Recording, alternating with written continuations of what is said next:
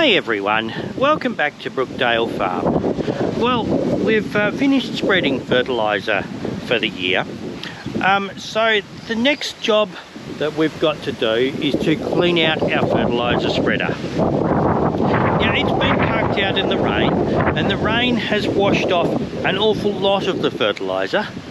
But we still have it caked on round here and down in here. And up under here, and we've got a little bit of residual in here that we need to get out. Now, urea is incredibly hygroscopic. This means that any of this stuff here, even if it's parked in the shed, on a damp night will attract the moisture, and you'll end up with moisture condensing on here and dripping off and covering everything else in it. Now, some fertiliser is quite acid. Urea is pretty corrosive when it gets moist, damp. You can see how quickly this chain is rusting up already, and round here this has only been a week and a half since we last used this. So we're going to give it a good clean down with the high pressure cleaner first to get all the residual off. If you look closely here, you can see this pattern that's forming on here. Now this is urea that has attracted the moisture and dissolved, and then it's dried out again, and it leaves these little crystals all over the place. They look quite interesting, but we need to clean all of that stuff off so that this doesn't rust up over the next 10 months before we next use it again.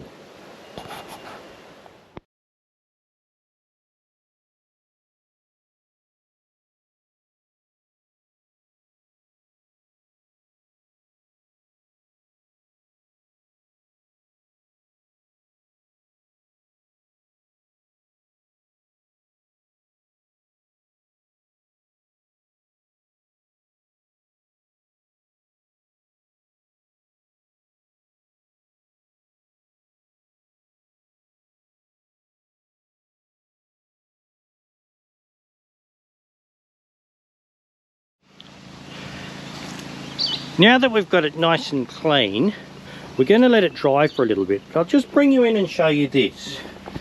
Now, if we look right down in the bottom of the bin here, we can see this nice, shiny, clean metal down here. Now, any acid will work as a rust converter. You can buy the phosphoric acid, which is the proper stuff to use. The fertiliser is acid too, and it converts your rust to bare metal as well. The trouble with most acids is, once they've converted all the rust, they go back to eating the metal away. So you can see here it's already having a good go at it, and if we leave this in here too much longer, the bottom of these just rust out in no time at all.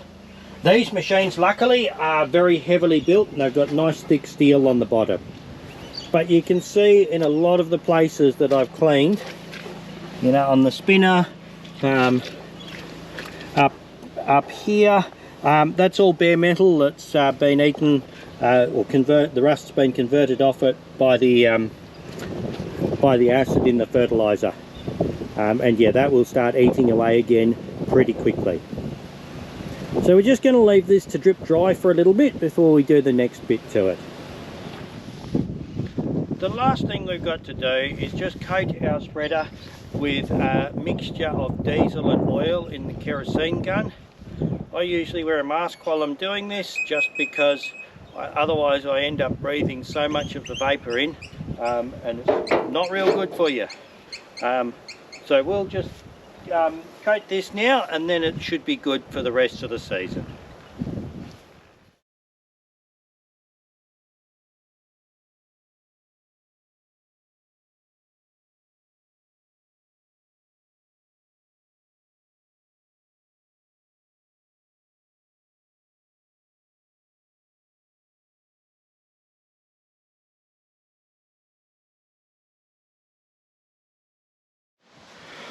Okay, so we've got this all oiled up. Now, if you're in a particularly bad environment, like by the ocean or something, some people do take all of these chains out and put them in a bucket of oil in the off season when they're not using the machine. I find that if you give a good enough coating of oil now, they're usually pretty good to go when you need them next year. So yeah, this machine is all ready for winter now. Anyway, I hope you found this useful. Thanks very much for watching, and I hope to see you again next time. Bye!